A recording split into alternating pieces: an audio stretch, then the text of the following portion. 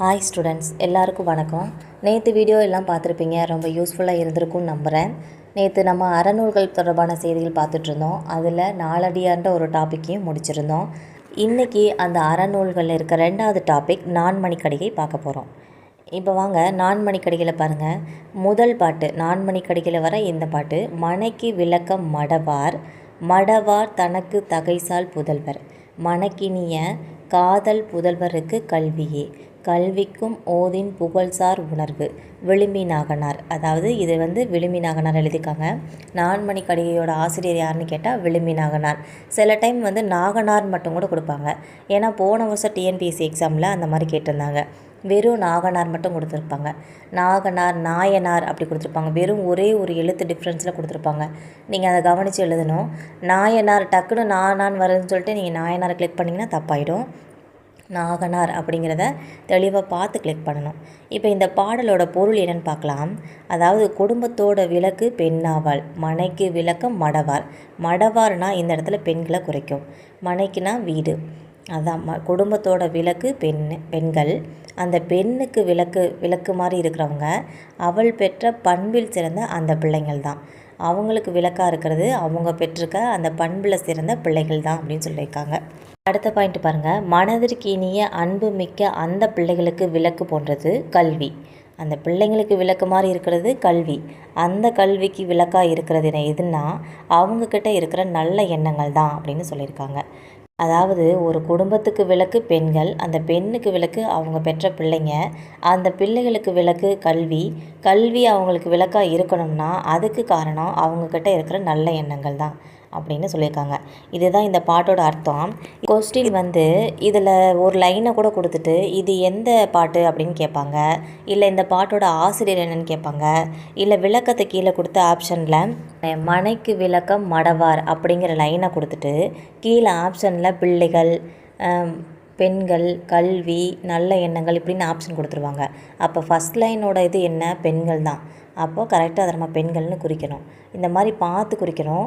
First லைனுக்கு பெண்கள் மையப்படுத்தி பேசியிருப்பாங்க, ரெண்டாவது லைனுக்கு பிள்ளைகள், மூணாவது லைனுக்கு கல்வியை பற்றி பேசியிருப்பாங்க, நாலாவது லைனுக்கு நல்ல எண்ணங்களை பற்றி பேசியிருப்பாங்க. ஸோ இதை விளக்கமாக படிச்சுக்கிட்டிங்கன்னா உங்களுக்கு இதாக ஈஸியாக இருக்கும். அதே மாதிரி இந்த மடவாருன்ற வார்த்தை இன்னொரு இடத்துலையும் வரும், திருக்குறள்லையும் வரும். ஆனால் அந்த இடத்துல பொருள் வேறு மாதிரி இருக்கும். இதை நோட் பண்ணி கூட வச்சுக்கோங்க. மடவார்னு சொன்னால் திருக்குறளில் மட்டும் முட்டாள்கள்னு அர்த்தம் வரும். இதே நான்மணிக்கடிகையில் பார்த்தா பெண்கள்னு அர்த்தம் வரும். அப்போ மடவாருக்கு 2 அர்த்தம் இருக்குது. அது எந்த இடத்துல வருதுங்கிறத பொறுத்து அது மாறுபடும். நீங்கள் தெளிவாக பார்த்துக்கணும், நான்மணிக்கடிகை மடவாரா இல்லை திருக்குறள் மடவாரான்றதை பார்த்துக்கணும். ஓகே, இப்போ சொல் பொருள் பாருங்கள். மடவார்னா பெண்கள், தகைசால்னா பண்பில் சிறந்த, மனக்கினிய அப்படின்னா மனதுக்கு இனிய. இப்போ அடுத்தது பாருங்கள். காதல் புதல்வர் அப்படின்னா அன்பு மக்கள், ஓதின் எதுவென்று சொல்லும்போது, புகழ்சால் புகழை தரும், உணர்வு நல்ல எண்ணம். இதெல்லாம் ஒரு தடவைக்கு 2 தடவை நல்லா வாசிச்சுக்கோங்க, உங்களுக்கே பார்த்தா புரியும். இதுக்கப்புறம் ஆசிரியர் குறிப்பு பார்க்கலாம் வாங்க. நூலாசிரியரோட பெயர் விளிம்பி நாகனார். விளிம்பிங்கிறது ஊர் பெயர், நாகனாருங்கிறதான் புலவரோட இயற்பெயர். இதுவும் கேள்வி கேட்பாங்க. விளிம்பிங்கிறது ஊர் பெயரா இயற்பெயரான்னு கீழே கொடுத்து கேட்பாங்க, கரெக்டாக போடணும். விளிம்பிங்கிறது ஊர் பெயர், நாகனாருங்கிறது புலவரோட இயற்பெயர். இப்போ நூல் குறிப்பு பாருங்கள். நான்மணிக்கடிகை 14 கீழ்கணக்கு நூல்களுள் ஒன்று. கடிகைனா இதுக்கு அணிகலன் என்பது பொருள். இதே மாதிரி நிறைய அர்த்தங்கள் இதுக்கு இருக்குது. புக்கில் அது கொடுக்கல, அவுட் சோர்ஸில் இருக்குது, நோட் பண்ணிக்கோங்க. கடிகைனா அணிகலன், துண்டு, பகுதி, தண்டுவடம், தோல்வளை, கரகம், இது எல்லாமே அணிகலன். இது எல்லாமே இந்த கடிகையோட அர்த்தம்தான். இந்த மாதிரி அவுட் சோர்ஸ்லேருந்து கேட்பாங்க. ஏன்னா போன வருஷத்துலேருந்து அவுட் சோர்ஸ்லேருந்து அதிகமாக கேட்குறாங்க. அதனால தான் இதை நான் சொல்கிறேன், நோட் பண்ணி வச்சுக்கோங்க. நான் இப்போ இதை மறுபடியும் சொன்னால் ரொம்ப லேட் ஆகும். அதனால் நீங்கள் என்ன பண்ணுங்கள், உங்களுக்கு டக்குன்னு சொன்னது புரியலைன்னு நினச்சிங்கன்னா கொஞ்சம் பாஸ் பண்ணி வச்சு ஒன்றா எழுதிக்கோங்க. அந்த கடிகைங்கிறதுக்கு இந்த மீனிங்கை மட்டும் படித்தாலே போதுமானது. இதை தாண்டி கொஸ்டின் போகிறதுக்கு வாய்ப்புகள் இல்லை.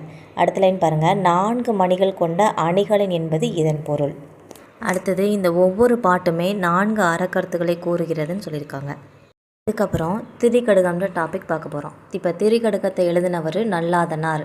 அதாவது இதில் வர ஒரு பாட்டை பாருங்கள். தூயவர் செயல்கள், அதாவது சுத்தமானவர்களோட செயல்களை பற்றி சொல்கிறது தான் நம்ம திரிகடுகம். இதை எழுதினவர் நல்லாதனார். இப்போது அந்த பாட்டு பாருங்கள். முன்பொழுது நீராடி உண்டலும் என்பெறினும் பால் பற்றி சொல்லா விடுதலும் தோல்வற்றி சாயினும் சான்றாண்மை குன்றாமை இம்மூன்றும் தூயம் என்பார் தொழில். இந்த பாட்டோட அர்த்தம் என்னன்னு பார்த்தீங்கன்னா, முன்பொழுது நீராடி உண்டலும் என்பறினும், அதாவது நீர் ஆடினதுக்கப்புறம் குளித்ததுக்கப்புறம் சாப்பிட்றது, பெரும் பயன் கிடைச்சாலும். ரெண்டாவது லைன் பாருங்கள், பால் பற்றி சொல்லா விடுதலும், அதாவது பெரிய பயன் கிடைச்சா கூட பொய் சாட்சி சொல்லாமல் இருக்கிறது.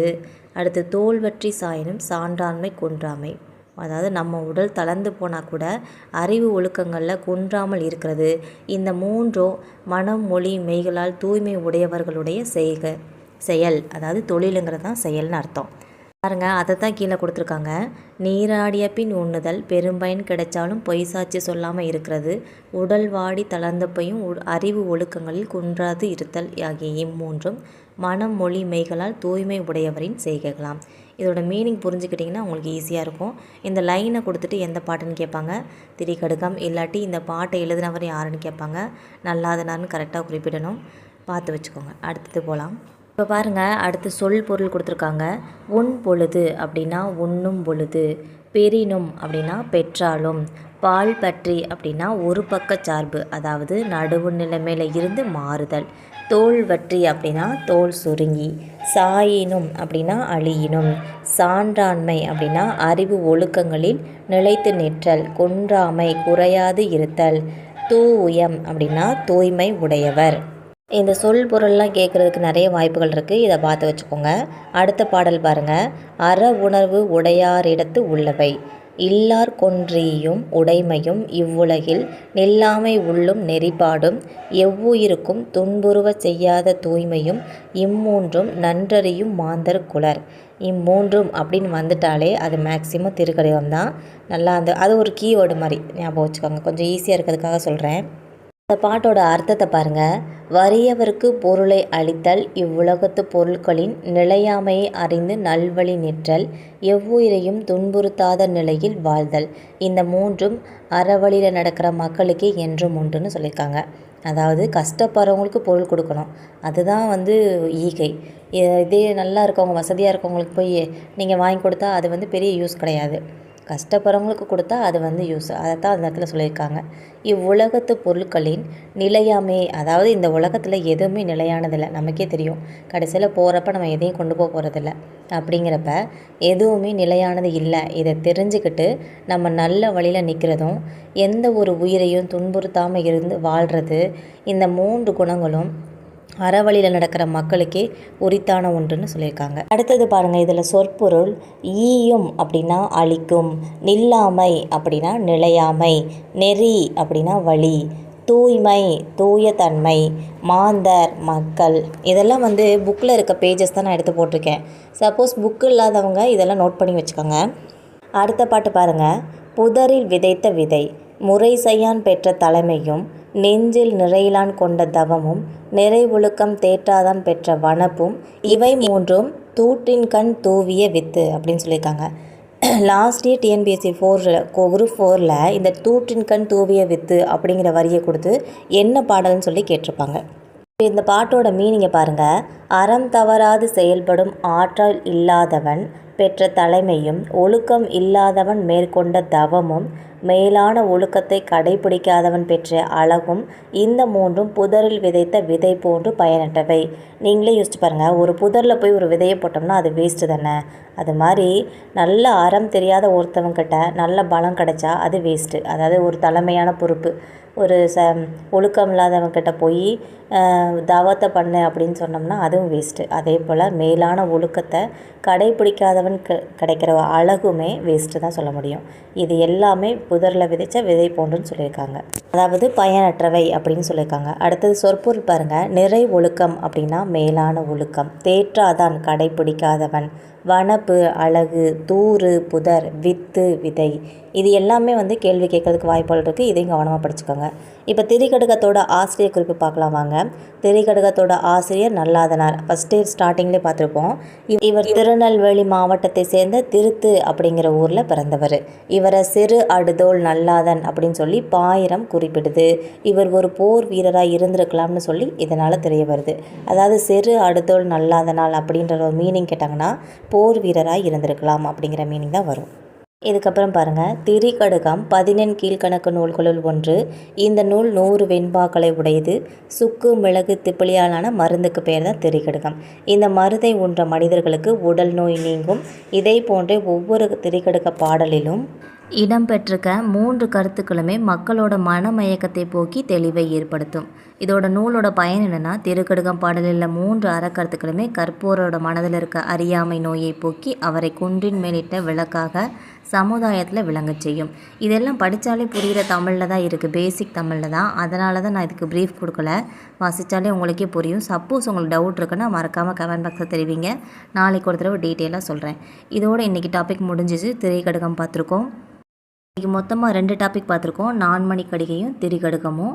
நாளைக்கு பழமொழி 400 சிறுபஞ்ச மூலமும் பார்க்கலாம். இந்த வீடியோ உங்களுக்கு பிடிச்சிருந்தா மறக்காமல் ஷேர் அண்ட் லைக் பண்ணிக்கோங்க. தேங்க்யூ.